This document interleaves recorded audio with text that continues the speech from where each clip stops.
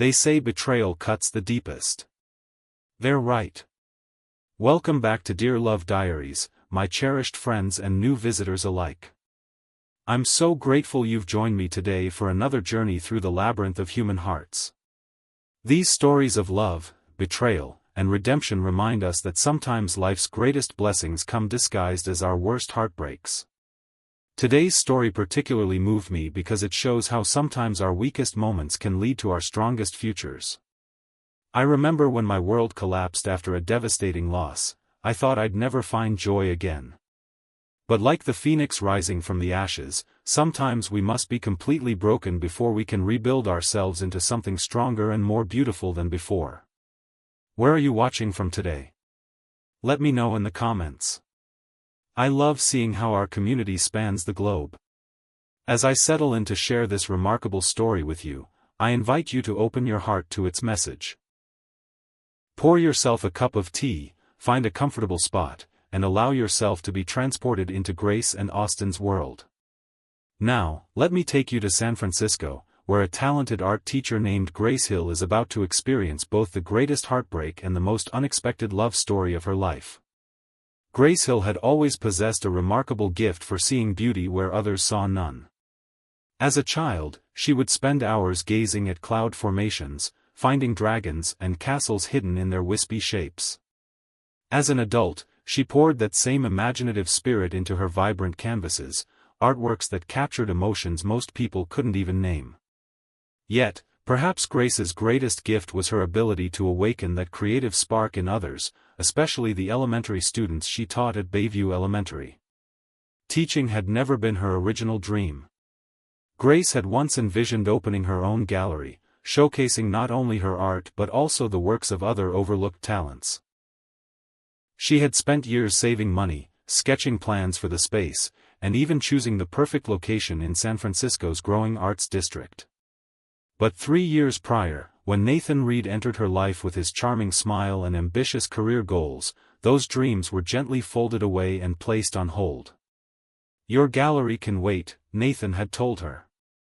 "My career is taking off now. Once I make partner at the marketing firm, we'll have plenty of resources for your art dreams." Grace had believed him. She believed in them, the successful marketing executive and the passionate artist building a future together. She shifted her creativity into making their shared apartment breathtaking and inspiring, supporting Nathan through late nights, business trips, victories, and setbacks. Throughout it all, Mia Carson had remained by her side. Mia, the glamorous social media influencer Grace had met in college, was always there, armed with perfect highlights and an impeccable sense of timing for every post. While Mia often claimed to envy Grace's authentic talent, hidden resentment simmered beneath their friendship. Nevertheless, Grace confided in Mia about everything: wedding plans, fertility concerns, even her occasional resurfacing dreams of opening a gallery. All of that trust shattered the night Grace returned early from an art education conference in New York. The scene would remain etched in her memory forever: scattered clothing leading to the bedroom, the mingled scent of Nathan's cologne and Mia's signature perfume, the same perfume Grace had gifted Mia for her birthday, and the stunned faces that greeted her when she pushed open the door. The sheet clutched to Mia's chest revealed a friendship bracelet Grace had made her, still wrapped around her wrist. Nathan had scrambled for words. "Grace. This isn't, it is, but it's not what you think." But it was exactly what she thought. Tearful confessions quickly followed. They had been seeing each other for 6 months. Half a year of lies masked by excuses of working late and shopping trips, concealing stolen moments together. "I didn't mean for it to happen," Mia had pleaded, mascara streaking her face. "We just connected one night when you were at that teaching workshop. It just happened." But Grace knew, things didn't just happen for 6 months. They didn't just happen dozens of times behind a best friend's back. Nathan, too, had tried to explain. "I've been unhappy," he said, as if that somehow justified everything. "You've been so focused on your students, on your art. Mia just understands the pressure I'm under." Grace didn't scream or throw things. Instead, something inside her turned terribly quiet and still, like a pond freezing over in winter. Without a word, she placed her engagement ring on the nightstand, packed an overnight bag, and walked out of the apartment they had shared for 2 years. The hours that followed blurred into tears and rage. Nathan called 17 times. Mia flooded her phone with apology after apology, each message more nauseating than the last. Eventually, Grace found herself on the couch of Sofia Rodriguez, a trusted colleague from Bayview Elementary. Fiercely loyal and brimming with no-nonsense wisdom, Sofia brought Grace tea and tissues and stayed by her side as she cried until there were no tears left. By 8 p.m. that night, Sofia had had enough. "You need to get out of my apartment," she said firmly. Startled, Grace stared at her. "You're kicking me out?" Sofia rolled her eyes. "No, mamita. I'm getting you out. You need one night to feel something besides pain. We're going for one drink. Put on that black dress I borrowed last month, it looks better on you anyway." Grace protested. "I can't face people, not tonight." But Sofia refused to relent. "The Grace Hill I know doesn't hide. She processes. Sometimes through art, sometimes through a good cocktail. Tonight, we're choosing the cocktail route." Pulling her friend up from the couch, she added, "One drink at the Painted Compass, then we come back and plan how to destroy their lives." Grace gave a broken laugh. "I don't want to destroy their lives. I just want to stop feeling like they've destroyed mine. And that starts," Sofia insisted, "with one step outside this apartment." And so, Grace found herself at the Painted Compass that fateful night, clad in a black dress that felt like armor, her eyes swollen but her spine straight. The artsy cocktail bar was filled with Friday night crowds, buzzing with conversation and creativity. Under other circumstances, Grace might have admired the clever drink names inspired by famous paintings and artistic movements. But that night, she only wanted something strong enough to numb the ache inside her chest. "To new beginnings," Sofia said, raising her glass, a vibrant concoction called Frida's Revolution. "To never trusting anyone again," Grace countered, taking a long sip of her Starry Night martini. Little did she know that across the bar, a man was having an equally terrible day for entirely different reasons. A man whose path would soon collide with hers in the most unexpected way. A man who would change everything. If you've ever experienced betrayal or know someone who has, hit that subscribe button. And let me know in the comments where you're watching from. I always love seeing how far these stories reach. The pain of betrayal can feel unbearable, but stay with me to see how Grace's worst moment led to her greatest blessing. Chapter 2. Impulsive Decisions. Austin Carver believed in control. As CEO of Horizon Innovations, one of San Francisco's most promising tech companies, control wasn't just a preference, it was a necessity. Every decision was calculated, every risk measured, and every outcome predicted. His journey from immigrant teenager to tech mogul had taught him that success belonged to those who left nothing to chance. Which made the investor's latest demand all the more infuriating. Marriage would project stability, they had insisted that afternoon. The public image of a devoted family man would counter concerns about your intense work habits and drive away the cold genius reputation you've acquired in the press. Austin had built Horizon from nothing, coding in a garage while working 3 jobs to support himself after arriving in America. Now, his company was revolutionizing data security and employing hundreds, yet his investors were fixating on his marital status. "Your personal life is your business," Daniel Park, his COO and oldest friend, said later that evening as they claimed a corner table at the Painted Compass. But they're not entirely wrong about public perception. The isolated workaholic angle isn't helping with potential partners or clients. Austin swirled the whiskey in his glass. "I'm not marrying someone to please shareholders." "Of course not," Daniel agreed. "But dating wouldn't kill you. When was the last time you even talked to someone outside of work? Austin didn't answer. It had been nearly 2 years since his last relationship ended, a casualty of his devotion to Horizon. Another person who had claimed to understand his drive but ultimately couldn't compete with his company.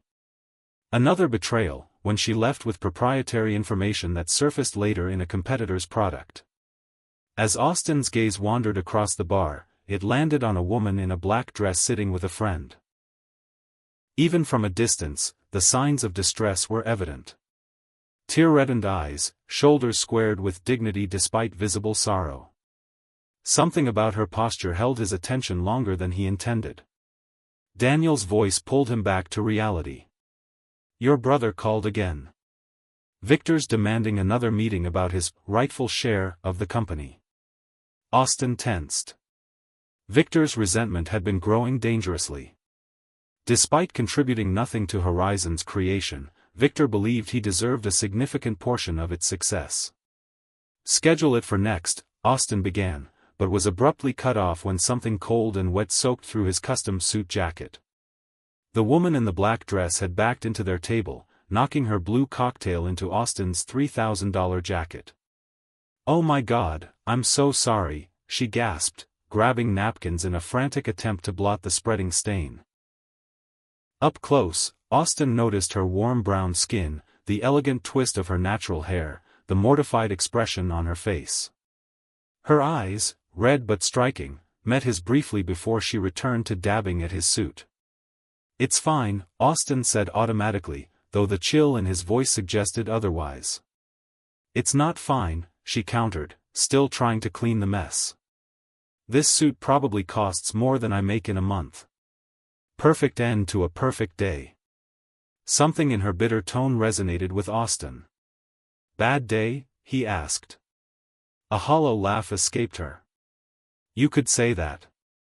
Found my fiancé in bed with my best friend 6 hours ago.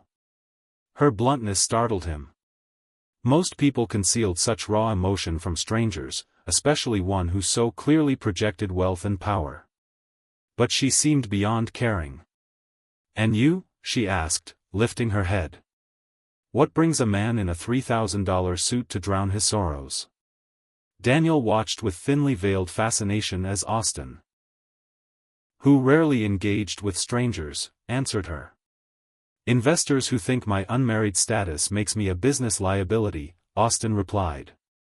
She raised an eyebrow. Seriously? What century are they living in? The one where perception matters more than substance, apparently. She nodded thoughtfully, then extended a hand. I'm Grace. Austin, he said, shaking her hand briefly. Well, Austin, Grace said, raising her nearly empty glass, I propose a toast.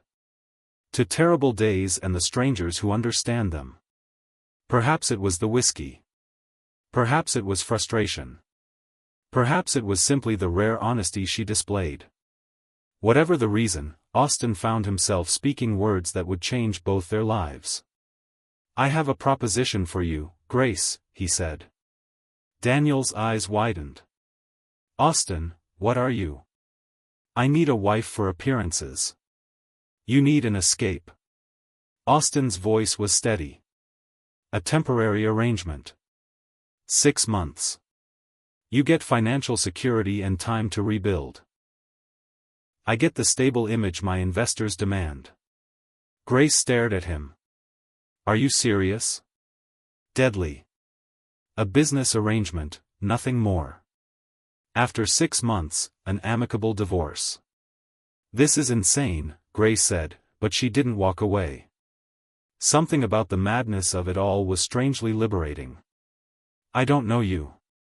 Exactly. No emotional complications. No expectations. Just mutually beneficial convenience. Daniel leaned in, his voice urgent. Austin, you can't seriously. A marriage of convenience, Grace mused aloud, swirling the last of her blue cocktail. Like something out of a Victorian novel. With considerably better prenuptial agreements, Austin added smoothly. Grace should have laughed it off. Should have thanked him for the intriguing proposition and walked away. Should have recognized the heartbreak and alcohol clouding her judgment. Instead, she found herself truly considering it. What would this arrangement involve, exactly, she asked.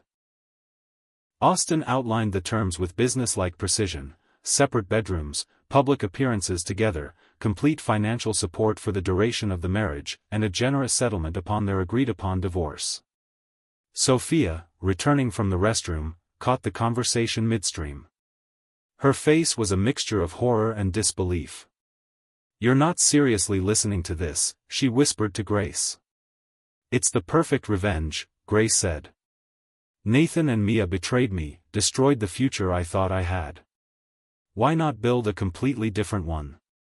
One they could never predict." "Because it's insane," Sophia hissed. But Grace was already standing, already moving toward the door alongside Austin. "Stepping into a night that would change everything. This marriage is temporary," Austin said firmly as they stood outside a 24-hour chapel an hour later.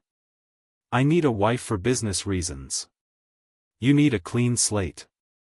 No emotions involved." Heart still aching from betrayal, Grace looked up at the man she was about to marry, a stranger, and replied, her voice steady with pain and resolve, "Perfect. My heart's not available anyway. Would you ever do something this impulsive after a heartbreak? Drop a heart emoji if your team follow your heart, or a brain emoji if your team think it through." Chapter 3. New Reality. Morning light streamed through the floor-to-ceiling windows, flooding the minimalist room with harsh, unfiltered brightness. Grace Hill squinted against it as she slowly surfaced from sleep. This sterile, sleek environment wasn't her modest apartment with its cheerful curtains. Everything here was sharp lines and muted grays, cold, detached. Then she saw it, the platinum band glinting on her left hand. Memories of the previous night came rushing back in a torrent. Nathan and Mia's betrayal. The bar. The reckless decision. The 24-hour chapel. And the stranger she had married. Austin Carver.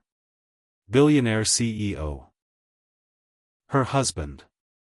Grace sat up carefully in the guest bedroom Austin had shown her after their surreal wedding night, a night that had ended with nothing more than a formal handshake and his brisk, "Good night, Mrs. Carver," before he disappeared down the hallway of his Pacific Heights mansion. What had she done? Following the smell of fresh coffee, Grace found Austin in the kitchen, already dressed immaculately, typing on a laptop while the coffee machine hummed beside him. He looked up as she entered, his expression unreadable. "Good morning," he said evenly, as if encountering a stranger in wedding attire in his kitchen was perfectly ordinary. "Coffee?" Grace nodded, tightening the borrowed robe around herself. "I think we need to talk about last night." "Indeed." Austin slid a steaming mug across the counter toward her. "My legal team will have the formal paperwork ready this afternoon. 6 months, as agreed. You'll have complete financial support during that time and the settlement we discussed upon divorce." "So this is really happening," she said, more to herself than to him. "Unless you've reconsidered," he offered. Had she? In the clear light of morning, the whole arrangement seemed even more absurd. Yet underneath the emotional exhaustion and dull headache, Grace recognized a rare opportunity, a 6-month lifeline to rebuild her life after betrayal and heartbreak. "I haven't reconsidered," she answered at last. Something flickered briefly across Austin's face, relief, perhaps. "Good. We should establish ground rules." During breakfast, prepared by a private chef, further proof of the unfamiliar world Grace had stepped into, Austin outlined their agreement with clinical efficiency: separate bedrooms, joint public appearances when necessary, a generous personal allowance, and complete discretion regarding the nature of their marriage. "What about my job?" she asked, thinking of her students at Bayview Elementary. "You'll continue as normal," Austin replied. "Our marriage shouldn't disrupt your identity or career. In fact, it's better if you maintain your usual routine." Their conversation was interrupted when an elegant woman in her 50s entered the kitchen and froze, clearly startled by Grace's presence. "Mrs. Chen, this is Grace," Austin introduced smoothly. "My wife." The household manager recovered quickly, though her eyes flicked from Grace's robe to Austin with barely concealed curiosity. "It's lovely to meet you," Mrs. Chen said, masking her confusion behind a polite smile. "Had I known you were expecting a guest, or a wife, I would have prepared accordingly." "It was rather sudden," Grace offered weakly. "So I see," Mrs. Chen responded, a glint of shrewdness in her gaze. "Will you be moving in, Mrs. Carver?" The name jolted through Grace, Mrs. Carver. It hardly felt real. "Yes," Austin answered before Grace could find her voice. "Please prepare the East Wing. Grace will bring her belongings today." The reality of her decision hit with brutal clarity later that afternoon as she packed at her apartment. She ignored the steady stream of calls and messages from Nathan and Mia. Sophia, her best friend, helped her pack, punctuating the task with a steady stream of skeptical commentary. "You don't even know this guy," Sophia argued as Grace deliberated over which art supplies to bring. "He could be a psycho for all you know." "He's a public figure," Grace countered. "If he were a sociopath, it would have come out by now." "Oh, right. He's just a regular billionaire who marries strangers in bars." Carefully wrapping a framed photo of her parents, Grace sighed. "It's 6 months, Soph, 6 months of peace, 6 months to figure out my next move." "And what does he get?" Sophia challenged. "Besides a trophy wife?" Grace hesitated. "Stability. Investors don't like the idea of a single CEO." "Rich people problems," Sophia muttered. At Austin's mansion, a team of staff efficiently unloaded Grace's modest belongings, dwarfed by Austin's designer furnishings. But he showed no sign of judgment. "Mrs. Chen will show you around properly," Austin said, checking his watch. "I have meetings this afternoon." Before leaving, he added, "There's a room on the 3rd floor you might find useful." Mrs. Chen later revealed the room to be a fully equipped art studio, sun-drenched, meticulously organized, untouched. "Mr. Carver had it built 2 years ago," Mrs. Chen explained. "But it's never been used." Grace, running her fingers over a pristine easel, wondered aloud, why would he build this if he doesn't paint? Mrs. Chen's expression softened. "It wasn't for him," she said simply, but offered no further explanation. Over the following days, Grace slipped into a new routine. Austin left early for work and often returned late. They shared occasional, carefully polite meals. At Bayview Elementary, she deflected co-workers' questions about her whirlwind marriage with vague smiles and non-answers. The children, however, accepted the change without question. "Did you get pretty dresses at your wedding, Ms. Hill?" asked Lily, one of Grace's second graders. "Just one simple dress," Grace admitted. "Are you going to have babies?" Tyler blurted. Caught off guard, Grace simply replied, "I don't know," and was saved by the lunch bell. Nearly 2 weeks into their marriage, Austin unexpectedly visited her school during lunch break. Standing awkwardly in her colorful classroom, he seemed entirely out of place in his expensive suit among the crayon drawings and papier-mâché dragons. "I was in the neighborhood," he claimed, though Grace doubted it. The students returned from lunch and gaped at the unfamiliar man until Lily stepped forward. "Are you Ms. Hill's husband?" she asked boldly. Austin crouched to her level. "I am," he answered simply. "My name is Austin." The children swarmed him with questions and artwork, which he examined with surprising patience. Grace watched, bemused, as the billionaire CEO admired crayon masterpieces as seriously as he would a corporate merger proposal. The story went viral when a local news photographer captured the scene. "Tech Titan shows softer side," read one headline. "Carver's classroom visit, PR move or genuine connection?" asked another. Later, Daniel, Austin's friend and advisor, observed, the board is pleased. The marriage is good for business. And this school visit? Brilliant PR. Austin nodded, but Grace noticed his gaze linger on the children's drawings now taped to their refrigerator, gifts from her students.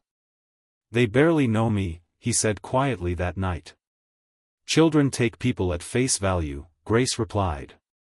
Adults learn caution the hard way. A week later, Grace faced her first test as Mrs. Carver. An important business gala with Japanese investors. She wore her best black dress, but Austin frowned when he saw her. This won't do, he said, and promptly summoned a stylist with gowns, jewelry, and makeup artists. This is unnecessary, Grace protested. You're representing Horizon tonight, he reminded her. Appearances matter. Grace reluctantly let them transform her into a glamorous stranger. At the gala, she played her part, smiling, chatting, supporting Austin's image of stability. But when she overheard a marketing discussion struggling over cultural sensitivities, she stepped in, drawing on her art education to bridge the gap with impromptu sketches and simple explanations. The investors were impressed. Later that evening, one remarked to Austin, "Your wife is remarkable. You are a fortunate man." Austin's gaze found Grace's across the room. "Yes," he said slowly. "I'm beginning to realize that." In the car ride home, silence stretched between them until Austin finally said, "You helped secure that partnership tonight. They were hesitant until you stepped in." Grace shrugged. "Just using my art degree for something useful." It was impressive, he admitted, the praise almost reluctant. Across the seat, Grace studied him anew. For the first time, she wondered what dreams and scars lay beneath Austin Carver's polished exterior. "Thank you," she said simply, unwilling to acknowledge the small spark of something growing between them. Daniel noticed the change first. "You seem different," he told Austin. "More focused, more present." "Nothing's changed," Austin insisted. But something had shifted between them, tentative, delicate, but undeniable. Like the first crack in a wall neither of them realized they desperately wanted to tear down. Ever had to pretend something that started feeling real? Comment below with your experience. This marriage of convenience is becoming anything but convenient for their hearts. Like the video if you're already shipping Grace and Austin. Chapter 4. Developing feelings. Night fell differently in Austin's hillside mansion compared to Grace's old apartment. In her previous home, darkness crept in gradually, with streetlights casting familiar patterns across the ceiling. Here, night descended dramatically through the mansion's wall-to-wall windows, the city lights of San Francisco spreading below like fallen stars. Grace often found herself unable to sleep, wandering the spacious home that felt both luxurious and achingly empty. 3 weeks into their arrangement, during one such midnight exploration, she discovered Austin in the kitchen, working on his laptop with a glass of whiskey nearby. At her approach, he looked up, his normally immaculate appearance slightly disheveled, tie loosened, sleeves rolled up, hair mussed from restless hands. "Sorry," Grace said, starting to turn away. "I didn't realize you were still up." "It's your home too, temporarily," Austin replied, closing his laptop. "Trouble sleeping?" Grace nodded, helping herself to water from the filtered dispenser. "Still adjusting, I guess." An uncertain silence fell between them, neither quite comfortable, nor quite awkward, until Austin surprised her by asking, "What were you like as a child?" The question, so unexpected and personal compared to their usual polite distance, almost caused Grace to drop her glass. "Quiet," she answered after a pause. "Always drawing. Always observing. My parents worried I didn't have enough friends, but I was happy in my own world." After a brief hesitation, she asked, "What about you?" A flicker of emotion crossed Austin's face, hesitation, or perhaps the discomfort of being seen as more than a business figure. "Determined," he said eventually. "When my parents brought us to America, I was 14. I barely spoke English. The other kids. His voice faltered before he pressed on more firmly. I decided I would learn faster, work harder, succeed where others expected me to fail. And Victor? Grace asked, recalling mentions of Austin's estranged brother. Austin's expression hardened. Victor believed he was entitled to success without the work. He saw our parents' sacrifice as a burden rather than an opportunity. Is that why you're not close now? He swirled the amber liquid in his glass, studying it. Victor believes I owe him a portion of horizon because we're family. He doesn't understand that I built it from nothing while he squandered his potential. Grace listened, sensing the depth of old wounds. Your parents must be proud of what you've accomplished. They returned to Taiwan 5 years ago, Austin said, his tone suggesting a lingering regret over infrequent visits. Moments later, he shifted the focus to her. What about your dream? The art gallery you mentioned during the Japanese partnership dinner? Startled that he remembered, Grace admitted, it's something I've wanted since college. A space for artists who don't fit traditional gallery expectations. People with unique perspectives. Why haven't you pursued it? Life, she said with a shrug. Practical concerns. Nathan thought it was impractical. And now? Now I'm married to a stranger and teaching elementary school art while trying to figure out what's next. Bitterness tinged her words despite her effort to sound casual. Austin wasn't offended. Instead, he said quietly, use the studio. The one on the 3rd floor. It was meant to be used. Who was it for? She asked gently, sensing more behind his offer. After a long moment, Austin replied, Elise. My former fiancée. She wanted to take up painting, so I had the studio built as a surprise. His voice tightened. She left before she ever saw it. Took confidential information to a rival company. The betrayal explained much of Austin's guarded demeanor. Both of them had been scarred by broken trust. I'm sorry that happened to you, Grace said softly. Business risk, he replied, though his practiced indifference barely hid the lingering hurt. She met his gaze. Is that why you made your business your entire life? To avoid risking anything personal again? His eyes met hers sharply, surprised by her bluntness. But after a beat, he allowed, perhaps. And you? Is that why you buried your gallery dreams? Fear of failure? Grace swallowed, recognizing the uncomfortable truth in his words.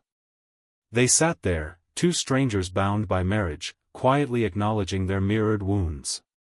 Use the studio, Austin repeated before leaving. It deserves to fulfill its purpose, even if everything else between us is temporary.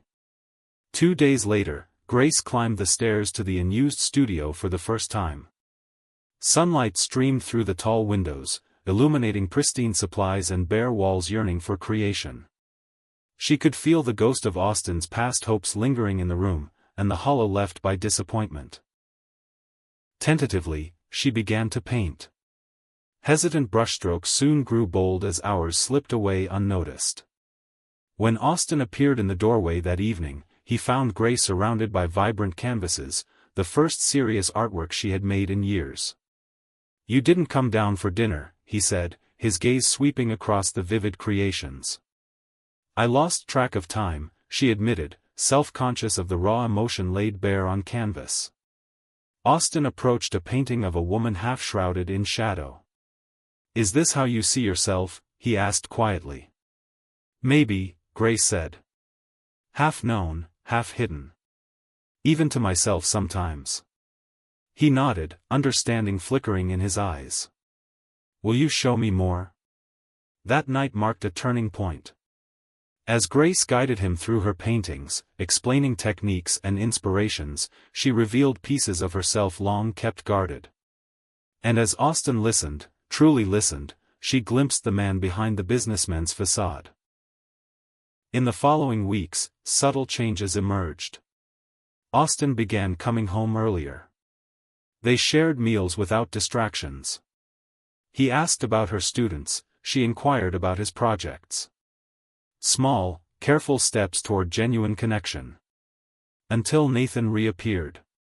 Grace spotted him waiting by her car outside Bayview Elementary, clutching a bouquet of tulips, her favorite. Once, such a gesture would have moved her, now it felt like manipulation. "Grace," Nathan called, stepping closer. "You look amazing." She stiffened. "What are you doing here?" "I've been trying to reach you. Then I saw you married some tech CEO." "This isn't you, Grace." "You don't know who I am anymore," she replied firmly. "We had 3 years," Nathan pleaded. "One mistake shouldn't erase that." 6 months of betrayal isn't one mistake, Grace said coldly. "I've changed," Nathan insisted. "Losing you made me realize what matters." Before Grace could respond, a sleek black car pulled up. Austin emerged, immediately assessing the situation. "Is everything all right?" he asked, positioning himself protectively at her side. Nathan's eyes widened with recognition. "You're Carver. The guy from the news. You married a complete stranger?" Nathan scoffed. "I married someone who respects me," Grace said, her voice strong. Austin's hand rested lightly against her back, his presence steadying. "My wife has made her position clear," he said, his tone brooking no argument. Nathan, clearly defeated, eventually left. Austin turned to Grace. "Are you all right?" She nodded, overwhelmed by the encounter. "How did you know where I was?" "Daniel mentioned seeing your ex asking about you at your old building. I thought he might try to find you." Later that evening, walking along the mansion's terrace under the gathering fog, Grace studied Austin's profile. "Thank you," she said quietly. Austin surprised her by asking, "Did you love him?" "I thought I did," Grace answered truthfully.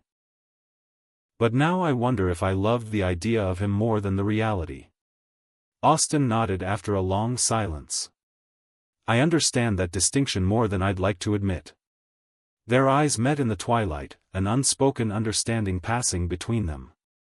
When Austin brushed his hand against hers, Grace didn't pull away.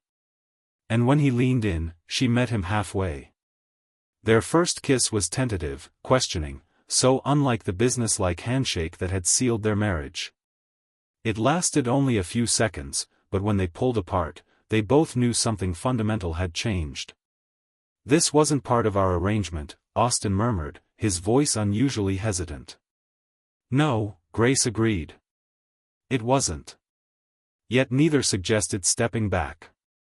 Instead, they stood side by side, watching the fog roll into the bay, wondering what this new development might mean for their carefully constructed boundaries. Chapter 5. Love? The weeks following their first kiss existed in a strange limbo between Austin and Grace's contractual arrangement and something entirely new. They circled each other cautiously, neither ready to fully acknowledge the shifting ground beneath their feet.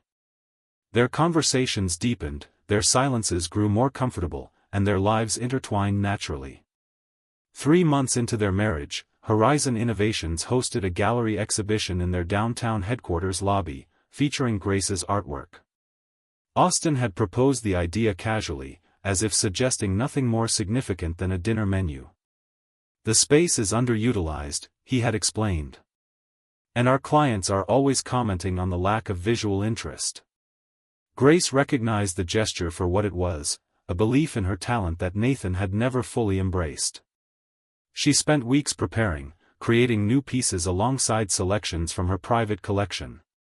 As the exhibition date approached, her nerves intensified. "What if no one likes them?" she asked Sophia as they selected final pieces for display. "What if I'm just embarrassing Austin in front of his colleagues?" Sophia rolled her eyes. "First, your work is incredible and you know it. Second, since when do you care about embarrassing Mr. CEO? This was supposed to be a business arrangement, remember?" Grace avoided her friend's knowing gaze. "Things change." Sophia hummed skeptically. Just be careful, Grace. I don't want to see you hurt again. The night of the exhibition, Austin surprised her by hiring professional lighting designers to showcase each piece perfectly. The Horizon lobby had been transformed, her colorful, emotional artwork breathing life into the previously sterile corporate space. This is your night, Austin told her as guests began arriving. I'll be nearby if you need me, but you should take center stage. His confidence in her was exhilarating. As art critics, potential buyers, and Horizon clients circulated through the exhibition, Grace found herself speaking about her work with a passion and certainty she had nearly forgotten. Every time she glanced across the room, Austin was there, watching her with open admiration. It was then she spotted a familiar face in the crowd, Nathan, looking distinctly uncomfortable in a suit that once would have made her heart race. "What are you doing here?" she asked when he approached, her voice level. "I saw the announcement in the arts section," he said, gesturing around them. "This is amazing, Grace. It's what you always wanted." "Yes," she agreed simply. "It is. I should have supported this dream," Nathan admitted, his gaze drifting toward Austin. "Does he make you happy?" The question caught her off guard. Did Austin make her happy? The man who had married her for convenience, who had opened his home and gradually his heart, who had given her the freedom to reclaim her dreams? "Yes," she said with quiet certainty. "He does." Nathan nodded slowly. "I made a terrible mistake, Grace. But I'm glad you found someone who sees you clearly." He hesitated. "I hope someday you can forgive me." Before Grace could respond, Austin appeared beside her, his hand resting protectively at the small of her back. "Everything all right?" he asked. "Yes," Grace assured him. Nathan was just leaving. As Nathan turned and disappeared into the crowd, Austin studied her carefully. "Are you okay?" "Better than okay," she realized aloud. "I think I just got the closure I needed." Later that night, after the guests had gone and they returned to the mansion, Austin led Grace to the terrace with 2 glasses of champagne. "To your success," he toasted. 3 pieces sold and a commission request from the Huntington Museum. "I couldn't have done it without you," she said. "That's not true," he countered, his voice firm. "The talent is entirely yours. I merely provided the venue." In the moonlight, Grace saw how Austin had changed, the slight softening around his eyes, the more frequent smile. She wondered if she had changed too, in ways only he could see. "Austin," she began hesitantly. "Our arrangement." "Yes?" His expression grew guarded. "I don't think it's working anymore." Something flickered in his eyes, hurt, perhaps, or resignation. "I see. If you wish to end it early." "That's not what I meant," she interrupted, stepping closer. "I meant I don't think I can pretend this is just business anymore." Understanding dawned on his face, followed by unmistakable relief. "Grace." Whatever he intended to say was lost as her lips met his. Unlike their first tentative kiss, this one held no hesitation, only certainty. His arms encircled her, drawing her closer, months of distance dissolving between them. When they finally pulled apart, Austin rested his forehead against hers. "I've been falling in love with you," he confessed in a whisper. "Though it terrifies me to admit it." "I know," Grace whispered back. "Me too." That night, they crossed the final boundary between them, discovering each other with a wonder born of true connection rather than obligation. In the morning, Grace watched Austin sleeping beside her and marveled at the journey that had brought them here, from strangers to something precious and rare, trust, passion, and love. In the weeks that followed, their relationship transformed completely. Austin began leaving work earlier. Grace started bringing her students to Horizon's headquarters for art inspiration. They shared meals without the distraction of phones or laptops, told each other childhood stories, and wove their lives together. "I want to meet them," Austin said one evening, referring to Grace's parents. "If you're comfortable." The request, so ordinary yet monumental for them, touched her deeply. "They'd love that," she said. "They've been dying to meet you properly. And I want to take you to Taiwan," he added. "Show you where I grew up. Introduce you to my extended family." "Are we making plans beyond our 6-month contract, Mr. Carver?" she teased, though her heart raced at the implication. Austin's expression grew serious. "I'd like to. Not as a business arrangement, but as..." He hesitated, unusually uncertain. "As what?" "As partners. Real ones." He took her hand, his thumb tracing over her wedding ring. "I married you for all the wrong reasons, Grace. I'd like the chance to stay married for the right ones." Tears filled Grace's eyes at the sincerity shining in his. "I think I'd like that too." They sealed their new beginning with a kiss that promised forever. That weekend, they drove to a beach north of the city and, with only the ocean as their witness, exchanged vows again, not as a business deal, but as a commitment of the heart. "I choose you," Grace told him, her voice steady despite the tears. "Not for convenience or escape, but for who you are and who I am when I'm with you." "And I choose you," Austin replied, his voice thick with emotion. "Because you've shown me that success without love isn't success at all." As he pulled her close, Grace reflected on the strange path that had led them here, how betrayal had opened the door to real love, how a marriage born of necessity had blossomed into something rare and beautiful. Neither of them expected what happened next. Chapter 6. Rising Threats. The first indication that something was wrong came from an unexpected source, Daniel's concerned expression as he arrived for the Carvers' weekly dinner. He pulled Austin aside immediately, their hushed conversation punctuated by Austin's deepening frown. When they rejoined Grace, Austin attempted a reassuring smile that didn't quite reach his eyes. "Everything okay?" Grace asked as she served the pasta she had prepared, a family recipe that had quickly become Austin's favorite. "Just business," Austin replied, brushing off her concern. Daniel, however, shot him a pointed look. "She should know, Austin." "Know what?" Grace set down her fork, apprehension prickling at her. Austin sighed and reluctantly met her gaze. "Victor has been meeting with board members. Apparently, he's suggesting that my recent personal changes indicate instability in leadership." "Personal changes meaning me?" Grace clarified. "Your marriage, your pregnancy, your influence on Austin's work hours," Daniel confirmed grimly. "He's painting it as a distraction from Horizon's mission." Grace's hand instinctively moved to her still flat stomach. Only 2 weeks earlier, she and Austin had discovered she was pregnant, with triplets, a revelation that had stunned and delighted them. "That's ridiculous," she said. "Austin's more focused and effective than ever." "I agree," Daniel said. "But Victor is convincing. And he may have an ally we didn't anticipate." Austin's jaw tightened. "Nathan Reed." The name sent a chill through Grace. "Nathan? My ex?" "He's been seen with Victor multiple times," Daniel explained. "We think they're coordinating something." Later that night, after Daniel had left, Austin paced the terrace with restless energy. "I should have anticipated this," he muttered. "Victor has always been opportunistic. What could Nathan possibly offer him?" Grace wondered aloud. "Information about you, maybe. Something to use against us."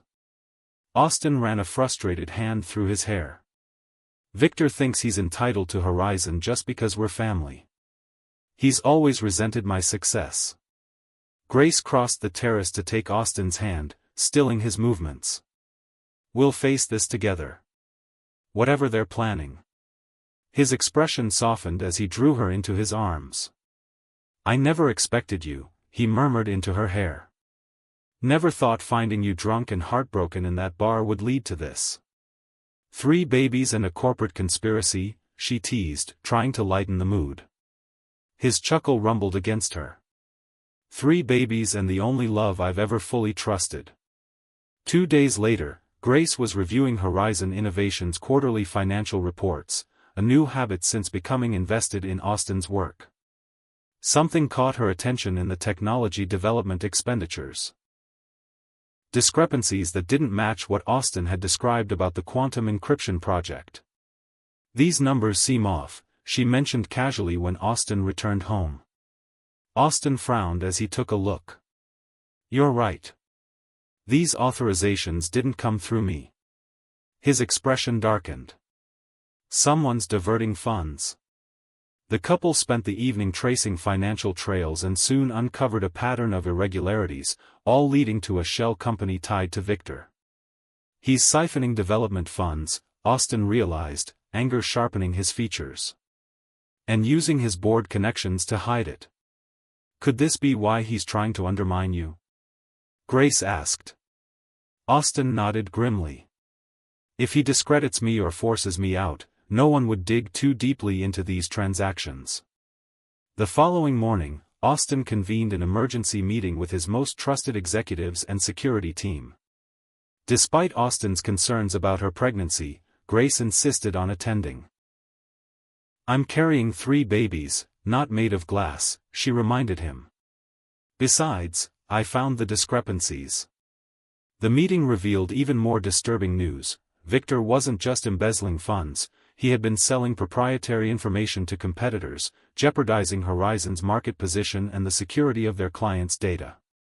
"We need to take this to the board immediately," Daniel urged. "Not yet," Austin said. "Victor has allies. We need irrefutable evidence and a strategy." As Grace's pregnancy progressed, the situation at Horizon grew more volatile. Victor became bolder, even as Austin and his team meticulously gathered proof. Then came a threatening note, left on Grace's car outside Bayview Elementary. "Carver Enterprises will return to family control. Step aside or face consequences." Austin's response was swift and unequivocal. "You're going to the beach house in Marin County. Today. With security." "I'm not running away," Grace protested. "This isn't a debate, Grace," he said firmly. "Victor's targeting you to get to me. I won't risk you or the babies. And I won't be separated from you during this." Austin's expression softened. "Just until the board meeting next week. I'll present the evidence, handle Victor, and join you immediately after. The stress isn't good for the babies." Reluctantly, Grace agreed. At 5 months pregnant with triplets, her body was already under immense strain. The beach house was beautiful yet isolated, perched on cliffs above the Pacific. Discreet security personnel patrolled the property. Austin called several times each day, updating her on their progress. "Everything's in place," he reassured her the night before the board meeting. Daniel secured support. "We have all the documentation." "Be careful," Grace urged, unsettled by a deep unease. "Victor seems desperate." "I will. By this time tomorrow, it'll be over, and I'll be on my way to you." That evening, storm clouds gathered over the ocean, mirroring the tension building in San Francisco. Weather forecasts warned of severe rain and coastal flooding. As night fell, the storm battered the beach house with wind and rain. Power flickered ominously, and cell service became unreliable. Grace tried calling Austin but couldn't connect. Then came the first contraction, sharp and undeniable, followed closely by another. "No," Grace whispered to her unborn children. "Not now. Not without your father." Calling out to the security guard stationed inside, she barely managed to explain. "I need to get to a hospital. I think the babies are coming." The guard's face paled. "Ma'am, the coastal road's flooding. Emergency services are advising everyone to stay put." Another contraction tore through Grace, stronger this time. As she clutched the armrest and breathed through the pain, the power finally failed, plunging the house into darkness illuminated only by flashes of lightning. And then came a knock at the door. Chapter 7. Turning Point. The security guard drew his weapon, motioning for Grace to move behind him. "Stay back, Mrs. Carver," he instructed. A flash of lightning illuminated the entryway as he approached the door cautiously. "Who's there?" he called out over the roar of the wind. "Victor Carver," came the chilling response. "Brother of Austin. I need to speak with Grace immediately." The guard turned toward Grace, silently seeking direction. She shook her head vigorously just as another contraction gripped her, forcing her to clutch the stair railing for support. "Mr. Carver isn't welcome here," the guard stated firmly. "Please leave the premises." "The road is flooding," Victor shouted through the door. "I saw it on my way up. If she's going into labor, she needs to know there's no way out now." Grace had never met Victor in person, only seen him in photographs. The resemblance to Austin was unmistakable, but there was a bitterness in Victor's features that distorted it. Now he stood on the other side of the door, during the worst possible moment. Another contraction hit, more powerful than the last. Grace doubled over, and the guard noticed immediately. "Mrs. Carver, are you?" His question was interrupted by the crash of breaking glass from the back of the house, a second intruder. As the guard turned toward the sound, the front door burst open, and Victor Carver stepped inside, wind and rain swirling around him. "The back entrance is secure," Victor said, lowering the shoulder he'd used to force open the door. "There's no one else. I came alone." The security guard kept his weapon trained on him. "Don't move." Victor raised his hands in surrender, water streaming from his expensive coat. "I'm not here to harm anyone. Austin doesn't know I'm here, but someone needed to warn you." "Warn her," the guard demanded. Victor's gaze shifted to Grace, whose face was pale and strained. "You're in labor," he said, alarm flashing in his eyes. "Answer her question," the guard pressed. "Warn her about what?" "Nathan Reed," Victor said grimly. "He's more dangerous than I realized. He's been manipulating me, feeding me false information about Austin." Grace cried out again as another contraction seized her. "She needs help," Victor urged. "Is there a doctor?" "The roads are flooded," the guard replied. "Medical assistance can't get through, and we can't leave." Victor's eyes met Grace's, and she saw something unexpected, genuine concern. "Then we help her ourselves. I have emergency medical training. Why should we trust you?" Grace gasped, breathing through the pain. "Because, despite everything, those babies are my brother's children. My family," Victor said softly. "And because I've made mistakes I need to make right." A second security guard ran in from the back. "Sir, someone's coming up the road." Through the rain, headlights fought their way up the flooded drive. Grace's heart lifted. "Austin," she whispered. Moments later, Austin burst through the door, drenched and frantic. He froze when he saw Victor standing there.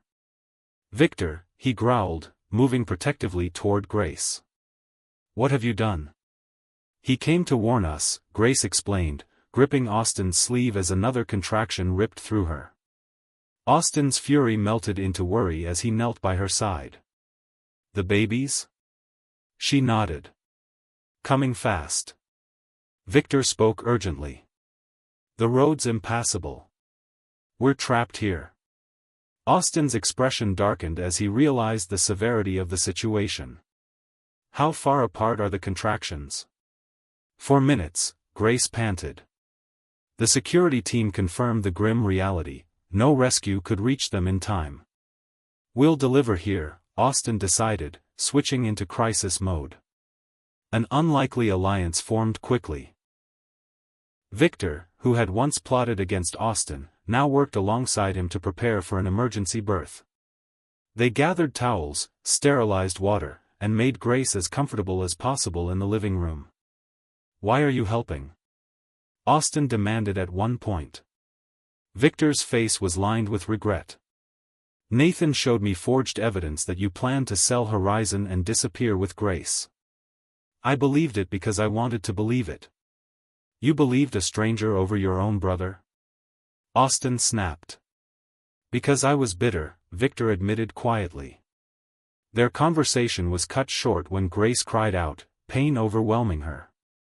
Austin knelt beside her, holding her hand firmly. You can do this, Grace. You're stronger than you think. Victor positioned himself by her feet. I had emergency medical training in college. It's not ideal, but it's something. The next few hours blurred together in a haze of pain, fear, and fierce determination. Grace pushed through the contractions, anchored by Austin's unwavering presence. Push, Grace, Victor instructed, his arrogance stripped away, replaced by calm professionalism. With a final push and a cry of pure effort, the first baby was born. Victor lifted the newborn carefully and announced, "It's a boy," his voice filled with wonder. Tears blurred Austin's vision as he held his son briefly before returning to Grace's side. One down, two to go. The second baby arrived swiftly, a second boy, bringing a moment of joyous laughter through the tension. But complications arose with the third. The babies turned wrong, Victor said tensely. I can't reach easily. Panic threatened to consume Grace. Victor, Austin said fiercely, save them both. For a moment, the two brothers locked eyes, resentment falling away to reveal something far deeper, family. Turn slightly to your left, Grace, Victor instructed. Austin, support her like this. Working together, the estranged brothers delivered the third baby, a daughter, just as flashing lights appeared outside. Medical team, someone shouted over the storm. Paramedics stormed into the house moments later, finding 3 newborns cradled in their mother's arms and 2 exhausted, soaking men helping her through the aftermath. You did it, Austin whispered to Grace, pressing a kiss to her forehead. As medics took over, assessing the babies and Grace, Austin extended a hand to Victor, helping him to his feet. Thank you, Austin said simply. Victor nodded, voice thick with emotion. You have a beautiful family, Austin. Outside, the storm finally began to ease. Inside, something more lasting shifted. 2 brothers, once divided by jealousy and pride, found the beginnings of forgiveness, brought together by the miracle of new life. Chapter 8. Full circle. The hospital corridor bustled with activity, but within the private room, time seemed to move differently. 3 clear bassinets stood near the bed, each containing a tiny miracle, Alexander, Benjamin, and Charlotte Carver. Born 6 weeks early yet remarkably healthy, they were the extraordinary result of a dramatic arrival. Austin Carver hadn't left Grace's side since their transfer from the beach house, alternating between hovering protectively over her and marveling at their children. His usually composed demeanor had given way to an endearing blend of wonder, anxiety, and fierce devotion. They're so small, he whispered, gently brushing Alexander's perfect fingers. But mighty, Grace replied with a tired smile. Just like their father. The door opened to reveal Sophia, arms laden with stuffed animals and balloons. She grinned as she took in the sight of the triplets. So when you do something, you really commit, she teased. Couldn't just have 1 baby in a hospital like a normal person. Had to have 3 during a natural disaster. Careful of Grace's recovery, Sophia enveloped her in a gentle hug. You scared me half to death. When Daniel called saying you were trapped at the beach house in labor. Scared myself, Grace admitted. But we had unexpected help.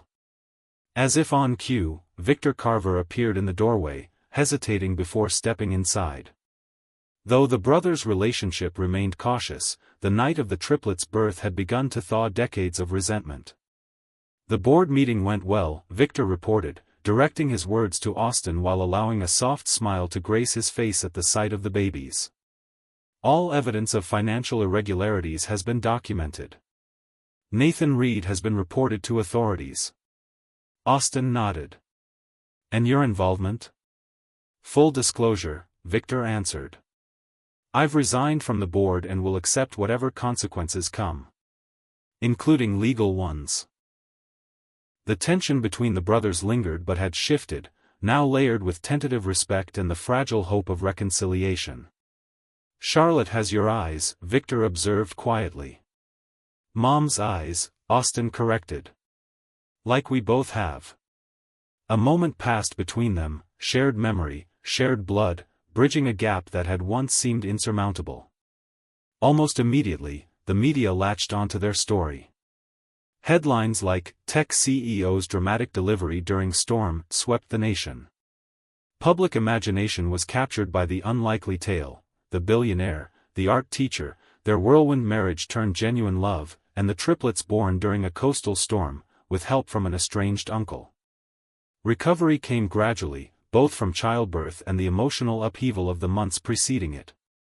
As the triplets grew stronger, so too did Austin and Victor's bond. Not perfect yet, but healing. Nathan Reed faced charges of corporate espionage and attempted fraud. Mia's carefully crafted social media empire crumbled as her ties to the scandal emerged. Their betrayal, once devastating, became a distant memory for Grace, belonging to another lifetime, another version of herself. 1 year later, the Carvers celebrated the triplets' first birthday in the garden of their home. Under Grace's influence, the once cold mansion had transformed, warm colors, children's toys nestled among designer furniture, family photographs sharing space with business awards. Alexander had grown into a thoughtful observer, Benjamin an adventurous spirit, and Charlotte a creative dynamo. Each carried different blends of Austin's intensity and Grace's sensitivity. They're perfect, Austin murmured, watching them interact with guests. Perfectly exhausting, Grace laughed, leaning against his shoulder. The celebration gathered their growing family, Sophia and Daniel, now officially dating, Grace's parents, who had embraced Austin wholeheartedly. Austin's parents, visiting from Taiwan, and Victor, slowly finding his place among them. During the party, Austin clinked his glass for attention. I have an announcement, he said, his voice clear over the chatter. Effective next month, I'll be stepping back as CEO of Horizon Innovations. A ripple of surprise moved through the crowd. Daniel will assume daily operations, Austin continued, while I focus on our newest venture, the Carver Arts Education Foundation, which Grace and I will co-direct. He took Grace's hand, their fingers naturally intertwining. The foundation would provide arts education to underserved communities and scholarships to emerging artists, a dream Grace had once abandoned, now reborn with greater purpose. And, Austin added, locking eyes with Victor, the foundation will include our newest Horizon executive, Victor Carver, whose experience in international markets will be invaluable as we expand globally. Victor's startled, grateful expression said everything about the distance the brothers had traveled toward reconciliation. Later that evening, after the guests departed and the triplets slept soundly, Grace and Austin returned to the Painted Compass, the bar where their story had improbably begun 2 years earlier. Do you remember what you said that night? Austin asked as they slid into the same corner booth. I believe I apologized for ruining your expensive suit, Grace teased. You said, perfect end to a perfect day, with so much bitterness. His hand found hers across the table. Little did we know it was actually the perfect beginning. They ordered the same drinks, Starry Night Martini for her, whiskey for him. As they toasted, the realization sank in, their lives had transformed far beyond what either could have imagined that night. If someone had told me what would happen, Grace mused, I would have called them insane. Marrying a stranger in a bar was objectively insane, Austin agreed. Best crazy decision I ever made, Grace countered. Though I still think you tricked me with your business proposal. Austin laughed, a warm, unguarded sound so different from the man Grace had first met. A contract that turned into the best merger of my life, he said, raising his glass. To unexpected beginnings, Grace toasted. And even better continuations, he added. The next day dawned bright and clear, perfect for the vow renewal ceremony planned in their garden. Unlike their first rushed wedding, performed by an Elvis impersonator in Las Vegas, this one would reflect the depth of their journey. Sophia helped Grace prepare, laughter and affection easing any nerves. If someone had told me you'd marry a billionaire you met in a bar and have triplets within a year, Sophia said, adjusting Grace's simple white dress, I'd have had them committed. And if they'd said he'd be the love of my life? That, maybe, Sophia admitted. I've never seen two people fit together the way you and Austin do, once you stopped fighting it. The ceremony unfolded beautifully, thoughtful, emotional, family-centered. The triplets had their own charming roles, Alexander carrying the rings with solemn concentration, Benjamin attempting to eat a flower, and Charlotte blowing kisses with glee. Austin's vows made Grace tear up. Grace, I asked you to marry me as a business arrangement, but you taught me that true partnership is built on trust, vulnerability, and love. I choose you, and our children, today and every day. Grace's vows mirrored the journey they had taken together. You helped me reclaim my dreams and find new ones, she said. What began as an escape became home. What started as convenience became essential. The difference between that rushed first wedding and this deeply heartfelt renewal was unmistakable. They had become partners in every sense. The reception was filled with laughter and meaningful toasts. Daniel's humorous recounting of Austin's impulsive proposal had everyone in stitches, while Victor's quiet toast, to second chances, brought tears. As evening fell, Grace and Austin danced under the garden lights, their children occasionally chiming in with giggles and squeals. Reflecting on their journey, Grace whispered, "Betrayal led me to you. And crisis led me to find you," Austin agreed. Months later, standing in the studio that now showcased both Grace's paintings and Austin's photography, they celebrated the next step, the opening of the Carver Arts Education Foundation. At the grand opening, Grace addressed the assembled crowd. "Art saved me," she said. "It gave me a voice when I was silent, and led me to family when I thought I was lost. Everyone deserves that chance." The foundation exceeded expectations, expanding into 3 additional cities within its first year. Grace and Austin balanced work and family life, messy, imperfect, but real. On the triplets' second birthday, amidst chaos and laughter, Daniel and Sophia announced their engagement, prompting cheers and emotional hugs.